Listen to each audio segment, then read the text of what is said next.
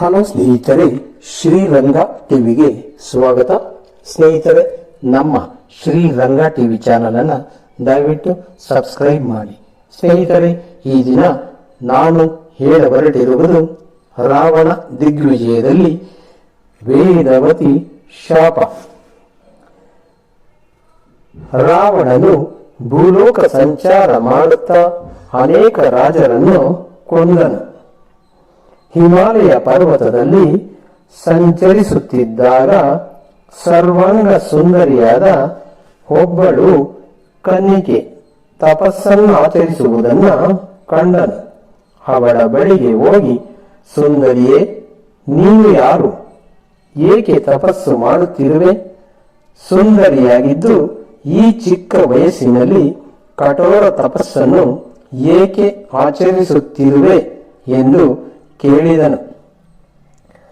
ಅವಳು, ನಾನು ವೇದವತಿ, ಬೃಹಸ್ಪತಿಯ ಮಗನಾದ ಕುಶಧ್ವಜನು ವೇದ ಪಠಣವನ್ನು ಮಾಡುವಾಗ ಅವನ ಮುಖದಿಂದಲೇ ಉದ್ಭವಿಸಿದವಳು. ನನ್ನ ತಂದೆಯು ನನ್ನನ್ನು ಹರಿಗೆ ಕೊಟ್ಟು ಮದುವೆ ಮಾಡ ಬಯಸಿದ್ದನು. ಒಂದು ದಿನ ಶಂಭು ಎಂಬ ರಾಕ್ಷಸನು ನನ್ನನ್ನು ಬಯಸಿ ಮದುವೆಯಾಗಲು ಸಿದ್ಧನಾಗಿ ತಂದೆಯನ್ನು ಕೇಳಿದನು. ನನ್ನ ತಂದೆಯು ರಾಕ್ಷಸನನ್ನು ನಿರಾಕರಿಸಿದಾಗ ಶಂಭು ನನ್ನ ತಂದೆಯನ್ನು ಕೊಂದು ಹಾಕಿದನು. ನನ್ನ ತಾಯಿ ಸಹ ತಂದೆಯೊಂದಿಗೆ ಮರಣ ಹೊಂದಿದಳು. ಆದರೂ ನಾನು ಶ್ರೀಹರಿಯನ್ನ ವರಿಸಲು ತಪಸ್ಸಿನ ಮಾರ್ಗವನ್ನು ಅನುಸರಿಸಿದ್ದೇನೆ ಎಂದು ವೇದವತಿ ತನ್ನ ಬಗ್ಗೆ ವಿವರಣೆಯನ್ನು ನೀಡಿದಳು. ನಿಜಳಾಗಿ ಅಲೌಕಿಕ ಸುಂದರಿಯಾಗಿದ್ದ ವೇದವತಿಯು ಹರಿಯನ್ನು ಮದುವೆಯಾಗುವ ಆಸೆಯನ್ನು ತಿಳಿಸಿದಾಗ ರಾವಣನಿಗೆ ಸಿಟ್ಟು ಬಂದಿತು. ಅವನು, ಮೂಡಳೆ, ಸುಂದರಿಯಾದ ನೀನೆಲ್ಲಿ? ಆ ವಿಷ್ಣುವೆಲ್ಲಿ? ನೀನು ಮೂರು ಲೋಕದ ಅಧಿಪತಿಯಾದ ನನ್ನನ್ನು ಮದುವೆಯಾಗಿ ಸಂತೋಷದಿಂದಿರು. ಈ ಯೌವನವನ್ನು ವ್ಯರ್ಥ ಮಾಡಿಕೊಳ್ಳಬೇಡ ಎಂದು ಬಲಾತ್ಕಾರವಾಗಿ ಅವಳನ್ನು ಮದುವೆಯಾಗ ಬಯಸಿದನು.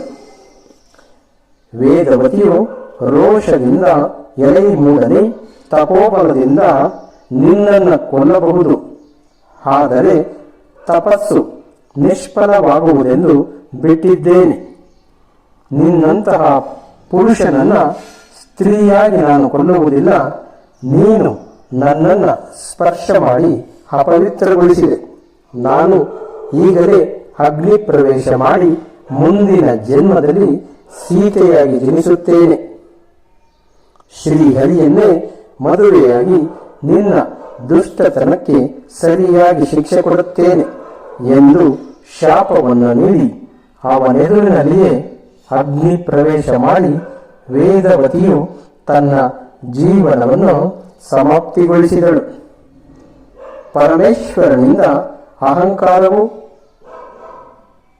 ಸ್ವಲ್ಪ ದೂರವಾಗಿದ್ದರೂ ವೇದವತಿಯು ತನ್ನ ಅಂತ್ಯವನ್ನೇ ಸೂಚಿಸಿದರೂ ರಾವಣನು ತನ್ನ ಪರಾಕ್ರಮದ ಬಗೆಗೆ ಅತ್ಯಂತ ವಿಶ್ವಾಸವನ್ನ ಹೊಂದಿ ಅಲ್ಲಿಂದ ಬೇರೆಡೆಗೆ ಹೊರಟನು. ಧನ್ಯವಾದಗಳು ಸ್ನೇಹಿತರೆ. ಈ ದಿನ ನಾವು ರಾವಣ ದಿಗ್ವಿಜಯದಲ್ಲಿ ರಾವಣನಿಗೆ ವೇದವತಿಯು ಶಾಪ ಕೊಡುತ್ತಾಳೆ, ಇದರ ಬಗ್ಗೆ ತಿಳಿದಿದ್ದೇವೆ. ಸ್ನೇಹಿತರೆ, ನಮ್ಮ ಶ್ರೀರಂಗ ಟಿವಿ ಚಾನಲ್ ಅನ್ನು ದಯವಿಟ್ಟು ಸಬ್ಸ್ಕ್ರೈಬ್ ಮಾಡಿ. ಜೈ ಹಿಂದ್, ಜೈ ಕರ್ನಾಟಕ, ಜೈ ಶ್ರೀರಾಮ್.